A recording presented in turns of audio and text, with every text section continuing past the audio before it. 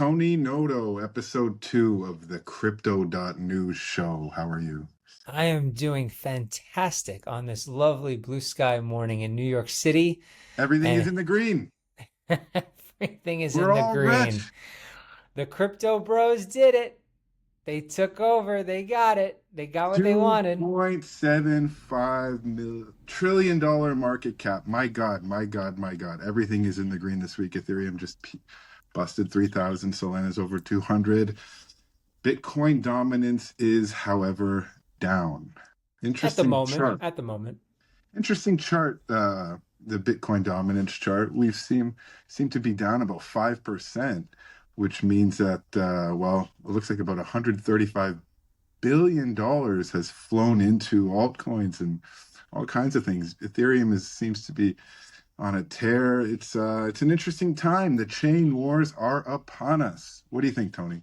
All we needed was a pseudo-fascist in office, and people's portfolios are doing well. I hope it's Cheeto worth it. Hitler, the Cheeto Hitler trade. The Cheeto Hitler trade is in. Yeah, there's I just today an article is going up on crypto.news. By the time people read this, it'll probably be next week. But spot Ethereum ETFs recorded their highest ever weekly inflows as the flagship altcoin shot past the $3,000 mark for the first time since August. Everybody's excited for the news this past week and our president-elect here in the United States, which you don't have to worry about because you are in Paris. No, we don't. Interesting times indeed on the European side. I think we're lagging a bit behind when it comes to everything that's going on with Mika and the regulations over on this side. Though Trump has been said to be considering Robinhood's Dan Gallagher as new SEC chair, following the potential replacement of Gary Gensler per a Reuters report on November 7th. Multiple sources with insider knowledge say that Trump's transition team is considering pro-crypto lawyer Dan Gallagher for the position of Securities and Exchange Commission chairman. Gallagher previously served as the Republican SEC commissioner from 2011 to 2015, and more recently, he has been the official retail legal and compliance officer over at Robinhood. So, interesting things to note on the regulatory front. Speaking of which, our next guest, Brian Frye, Dogecoin professor of Grift at the University of Kentucky, artist, conceptual artist, and filmmaker. So stay tuned for our talk with Brian Frye. Hey, what better time to get a guy who specializes in grift to talk about the current goings on here in the United States? Amazing and very opportune, and very apropos. So take it away. Not investment advice, Dogecoin, Department of Government Efficiency. What will go on there? Anyways, Brian Frye, next up on the Crypto.news show.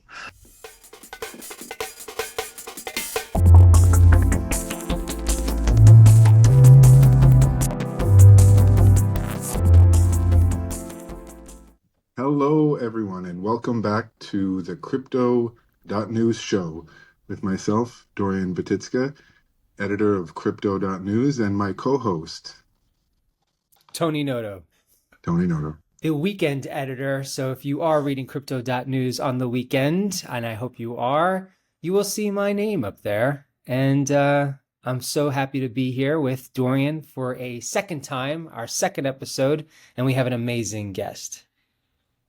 Brian L Frye, conceptual artist, law professor at the University of Kentucky, and recent plaintiff, plaintiff against the case with the SEC. So welcome, Brian. Thank you for taking the time to speak to us.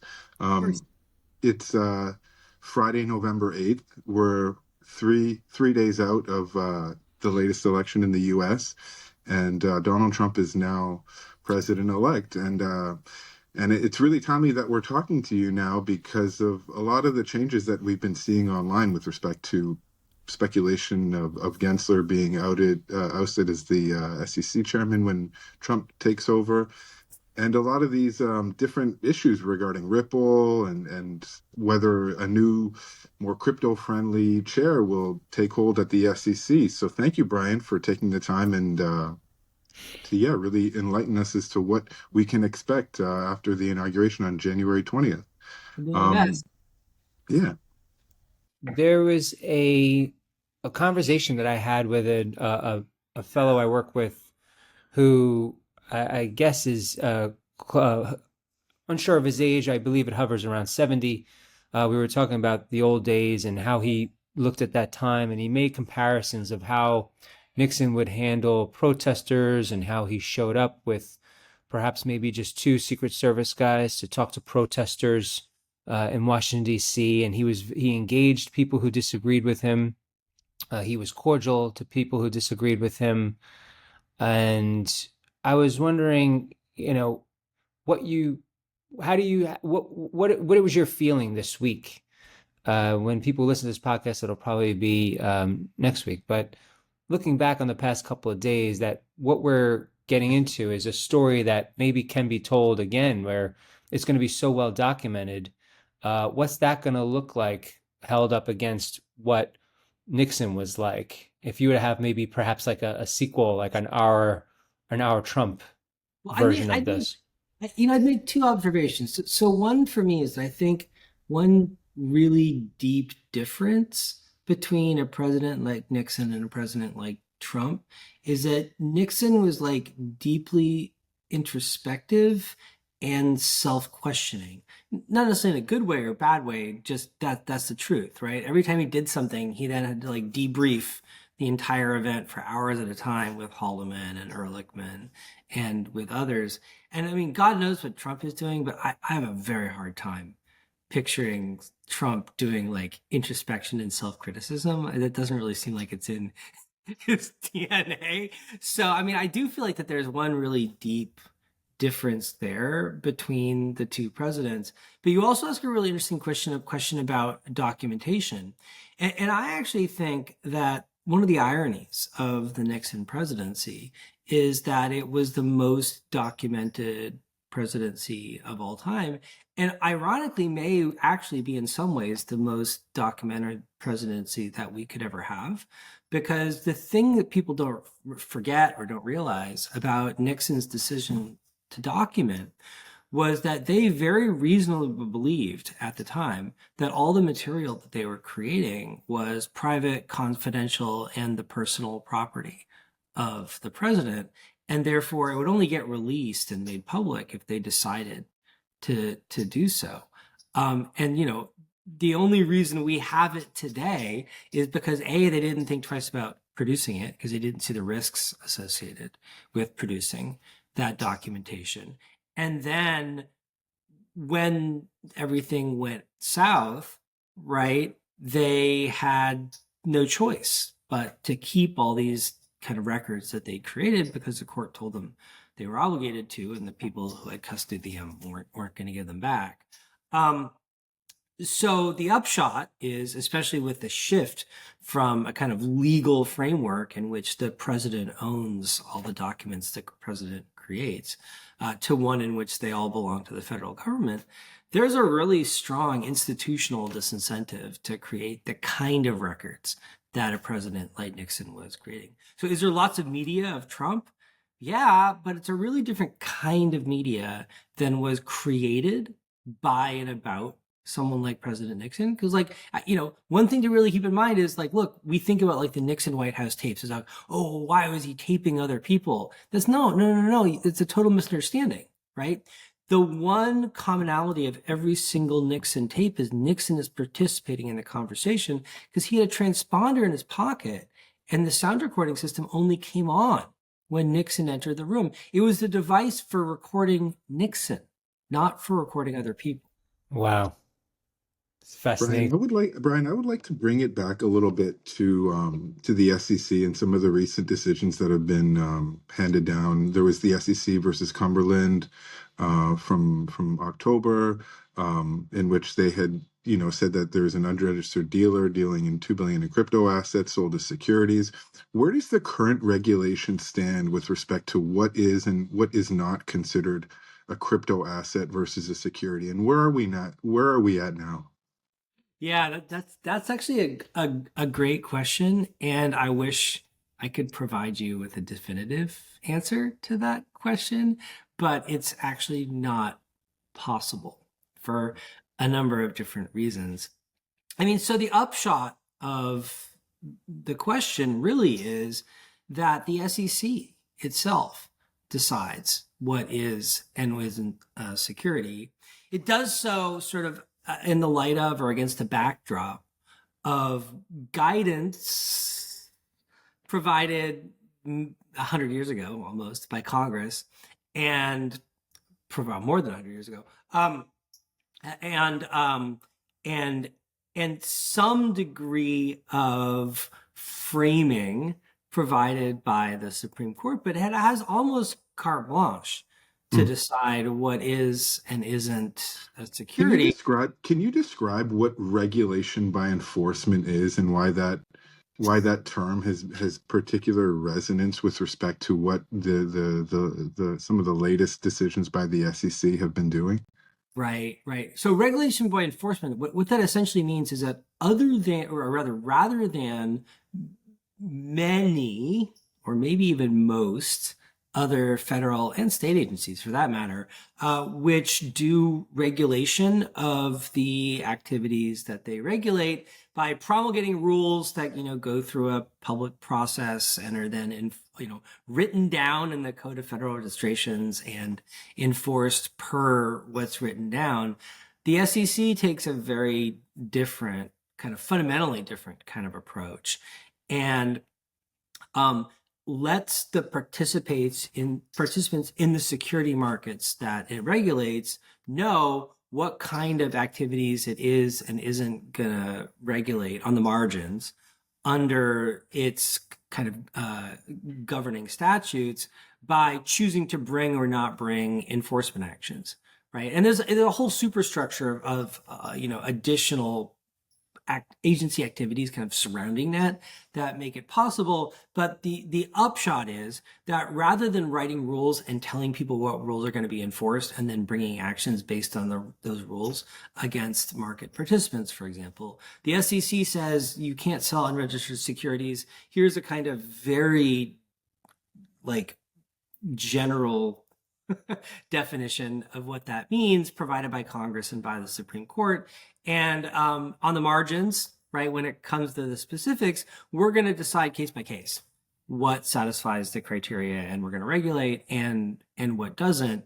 And our decision in that case by case sort of process will provide guidance to future market participants, but isn't definitive, right? So essentially, we're going to regulate the things we think we should be regulating because we think that they're within our authority, and we reserve to change our minds in the future about what satisfies that criteria. If new facts emerge, the market changes, we learn things we didn't know before, we just have a new administration and we decide, well, now we think differently. Now the president at the top thinks differently about this particular market activity, and so we think. Yeah, you've brought your own preemptive suit against the SEC together with musician Jonathan Mann. You two filed a lawsuit on July 29th, 2024 with respect to NFTs.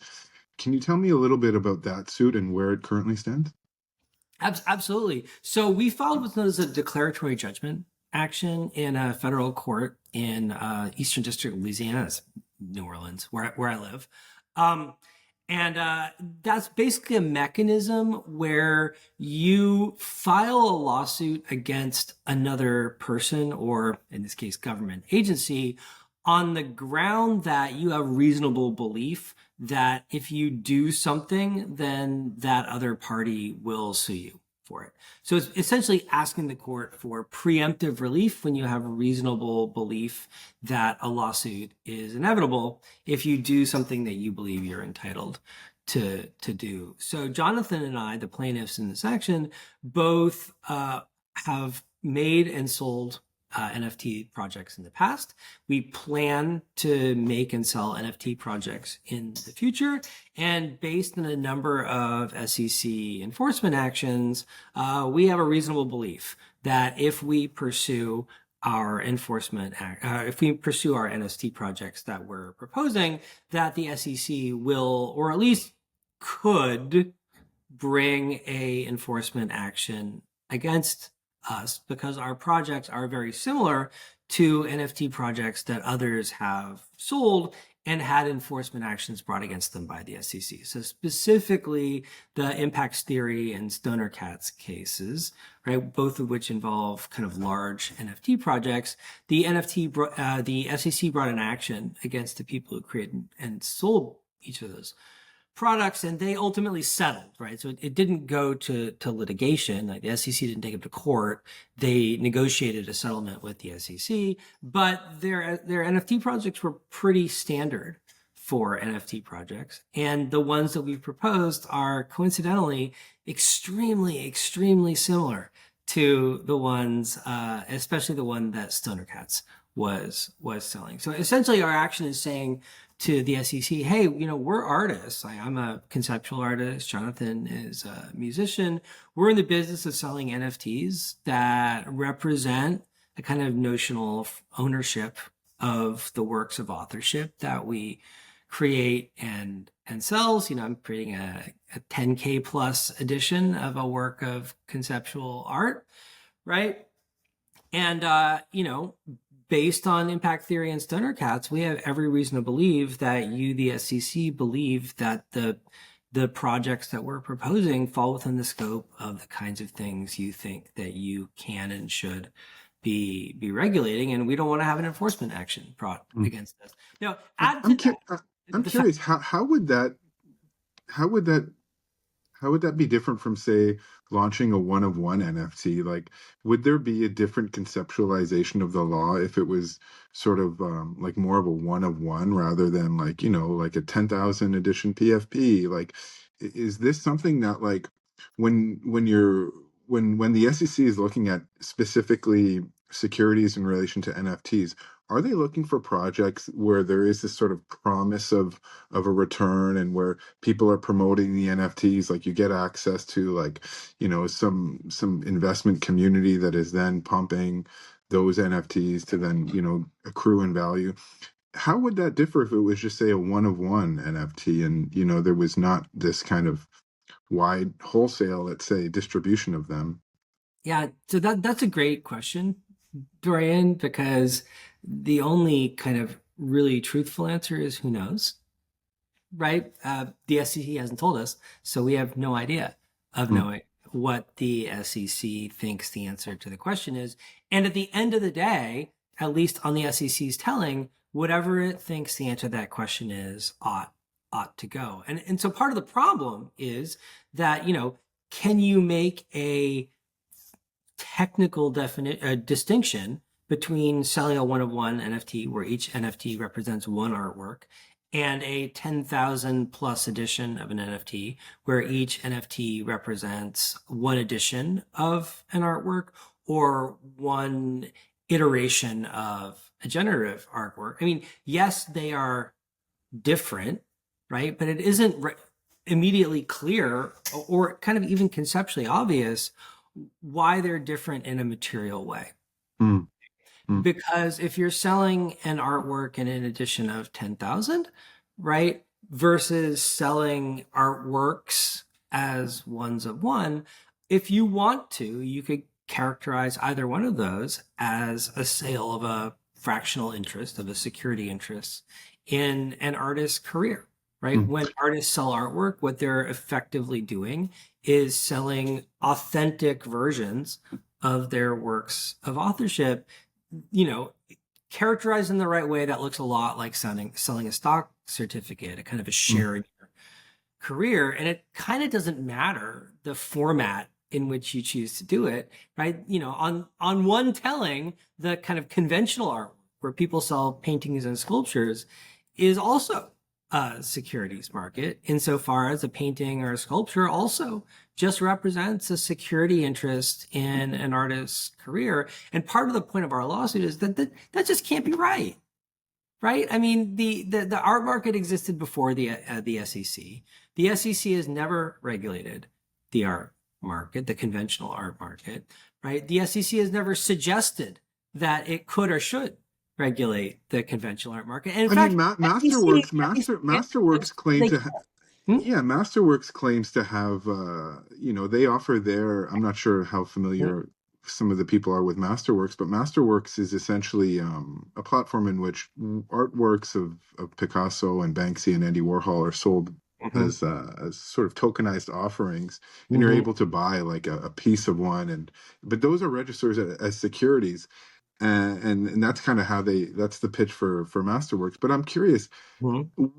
what's your prediction for sort of the future of what's going to happen with the SEC? Do you see a role for Gensler to remain on, or do you believe Trump when he says he's going to fire him on day one? Do you think that maybe there's a chance that Gensler will sort of split, given like Bernie Moreno's victory over Senator Sherrod Brown in Ohio, one of the most anti-crypto senators that was on the ballots last week? What's your sort of sense of, if you could read the tea leaves, if you will, of where the SEC will be in 8 weeks from now? Yeah. And I would add to that, is it just a matter of communication?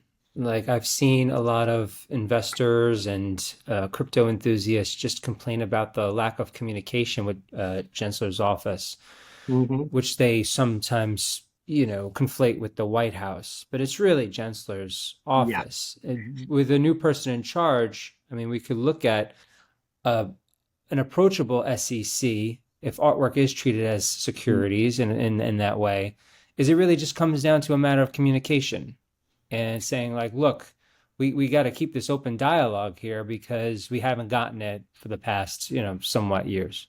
Yeah, yeah. So, I mean, a lot going on there. I hesitate to predict what Donald Trump is going to do. That seems like a real mugs game. But my sense is that the consensus even before the election was that Harris or Trump didn't matter. Gensler was out, right? That this was the end of the Gensler SEC. I mean, his chairmanship has ended essentially. And so he would have to be re-upped anyway. I don't think anyone's particularly happy with his performance, except maybe the kind of Elizabeth Warren wing of the Democratic Party. But they're very much on the outs, I think, at this point too. So I think Gensler's Gensler's career at the SEC is I think pretty definitively over. Not knock on wood. We're going to see somebody else coming in. I had a pretty decent idea of who Harris might nominate for a future chair. I have no idea who Trump is going to pick. We'll see, I guess. But I mean, the I mean, the assumption is that whoever he picks will be, will look at some of the cases like the Ripple case and some of these things that have been going on with Coinbase yeah. and look to end a lot of these things. I think there's a lot of optimism in the industry that no matter who Trump Oh chooses yeah. to replace Gensler will sort of bring a lot of these to a close. Do you share that view, Brian? Oh yeah. No question in my mind. I mean, I think there's an open question as to what a new chairperson will do with pending cases. I would not be shocked if the SEC and Gensler tried to wrap up as many of those as quickly as they could before they get shown the door. I think it's extremely likely that whoever Trump picks is going to be highly pro crypto, however you want to define that. And I think that the number of actions we see going forward is going to be drastically smaller. In fact, what I would really expect to see is the agency starting to engage with the various kind of crypto markets and different categories of crypto related assets in a more kind of dialogue-y, accommodating way to try to come up with some rules that people understand and can follow. Because, as it stands, no one has any idea what you're allowed to do and what you're not allowed to do. And I think, the reason that like enforcement actions like the Stoner Cats one and the Impact Theory one in particular, the more recently the Flyfish one as well, is that they, all of a sudden the SEC was kind of targeting things that got closer and closer to, if weren't exactly identical to the kind of bog standard run-of-the-mill NFT project that lots and lots of people have done in the past, where they said, you're buying an NFT that represents, nominal ownership of this kind of, goodwill associated product. And no one thought that that was a problem, or at least a problem that was for the SEC to regulate until now. I mean, I will kind of put a pitch in for myself. I pointed this out 4 or 5 years ago now, right? And I've been filing no action letter requests. So affirmatively going to the SEC saying, here's what I want to do. And here's why I think that doing what I want to do, namely selling conceptual art in fractionalized form, seems to fall under your rules. Tell me why I'm wrong. And they've just been, pretending I don't exist and not responding to me. That's the dead air, right? Seems to be the consensus, that they just don't want to communicate. Yeah. Well, not to pat myself in the back, I think the reason they don't want to communicate is they don't have any answers that they're happy with, right? So the reason they like registration by enforcement in this context is that they get to pick and choose their defendant, right? So they can go after something that looks bad, even though it's structurally identical to what everyone else is doing, and then get a win when the person who's doing something that looks bad folds rather than being willing to defend themselves. And then they can turn around, which is what they're doing right now in our lawsuit, and say, well, the fact that we brought an enforcement action against someone else doesn't have anything to do with you. And so, well, no, absolutely it does. Because what they did and what you brought an enforcement action against them for is exactly what we're trying to do. I'm curious, how much of a role do you think someone like Elon will have, given you mentioned the idea that some of these laws will almost be there's going to be a lot of change with respect to this. And Elon's talked a lot about the Department of Government Efficiency, which is a sort of playful take on Doge, as an acronym. Where do you see this kind of idea that government can be stripped down, crypto can flourish in the US? What needs to happen on a regulatory level for that to happen? Yeah. What would be some of the changes that you would make if you were the SEC chair? Yeah, that's a great question. Well, so if Elon's listening, I am 100% willing and able to serve as a SEC commissioner for conceptual art. I'm your man. Throwing your hat in. Please, Elon, Elmo, come my way. I'm happy to help out. I am, after all, the Dogecoin professor of law and grifting. So I'm absolutely the perfect law professor for the position.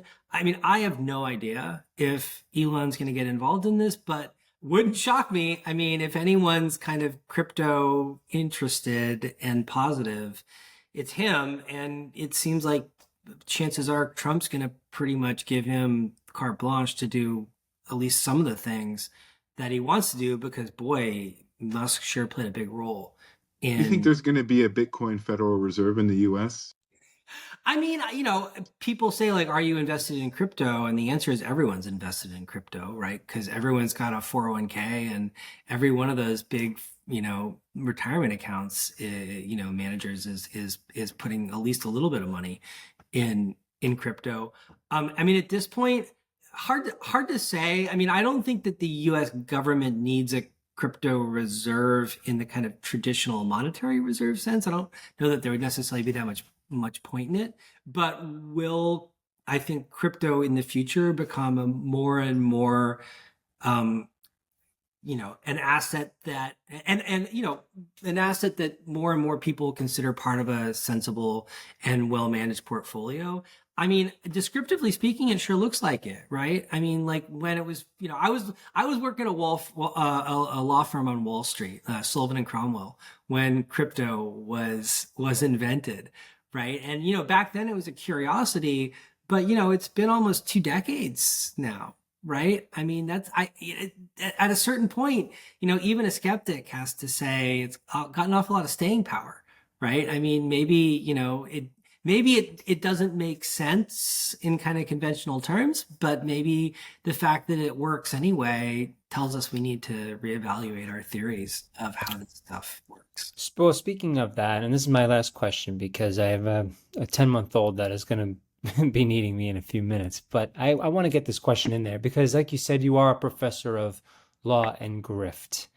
And I just did a feature for Crypto.news a few days ago about the number of pump and dump schemes that have been going on. And we all know that there's a long list of scandals and people losing tons and tons of money in crypto.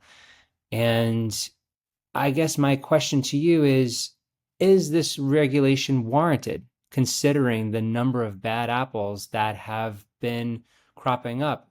Even under such heavy scrutiny, these bad apples have sort of tainted this exciting fledgling industry. And now that we deregulate, are we just inviting more trouble for NFTs, which have now plummeted in price? Are we expecting more volatility, more pump and dump schemes, more celebrities who are as crooked as a country road taking advantage of their fans? And these are all things that have happened. And are we just going to open up the floodgates now? Yeah, no, it's a great and important question. And I want to be really clear is that, like, you know, I'm not opposed to regulation of any part of the crypto market. I'm not sure 100% what that regulation ought to look like, if any comes along down the pike. And in a lot of ways, actually, I think a question we ought to be asking ourselves is, you know, is the SEC even the right agency to be looking to here? Because on a lot of levels, right, I mean, the SEC was created and designed to regulate one very specific kind of market. And I think that part of the issue here is the SEC starting to get a little bit outside its wheelhouse, right? But there are a lot of other federal agencies that regulate things and that regulate transactions. It's not obvious to me that rather than the SEC, that at least a lot of this stuff shouldn't fall within the ambit of the CFTC, the Commodities Futures Trading Commission, or in the alternative, right? Especially when it comes to retail, like people looking to kind of retail buyers for crypto and for specifically for NFTs. Why wouldn't we look to something like the FTC, right? The Federal Trade Commission. Right? I mean, they deal with preventing consumer fraud all the time. In fact, I would say that, you know, objectively speaking, the FTC is probably a lot better at regulating consumer fraud than the SEC is, because the SEC is in most respects like really focused on big institutional players. I mean, it has a role in consumer protection, but that's in a lot of respects a kind of limited role. Yeah. Right. So Brian, you're absolutely right. And, I wish we could continue this conversation on a bit longer, but, it would be great to sort of continue, but I think we have to wrap it up. But Brian Frye, Dogecoin professor of law and grifting at the University of Kentucky College of Law, securities artist, and I put that in quotation marks, but also in all caps. Thank you very much, Brian, for your time, and keep us posted about the case with respect to you and Jonathan and how that goes in the coming weeks and months. Absolutely. If you want to learn more about the case or anything else I'm working on, just look for me on Twitter. It's Brian L Frye, all one word. Thank you very much, Brian. See ya. Bye-bye. Good day. Bye.